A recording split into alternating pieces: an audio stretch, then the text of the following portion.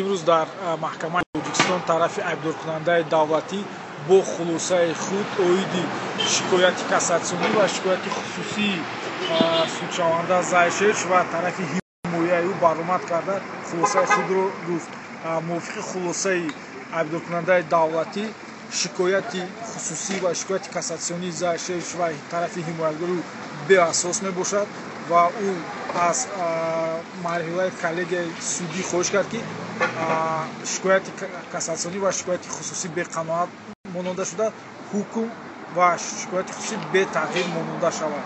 Лекин дар вақти баромади худ ягон суханони худро айбдоркунандаи давлатӣ асоснок накард. Фақат ҳамхел дар баромадаш гуфт ки ҳукм дар доираи қонун қабул карда шудааст ва шикояти хусусиам дар доираи қонун қабул шуда ва онҳо бетағйир монанда шаванд. Ва суд имрӯз ба хонаи машваратӣ даромад. Акнун кай аз хонаи машваратӣ мебурад ва қарори худро бо оид ба шикояти кассатсионӣ ва шикояти хусусӣ қабул менамояд. Баъд аз он маълум мегардад ки суд ба чӣ хулоса омадааст.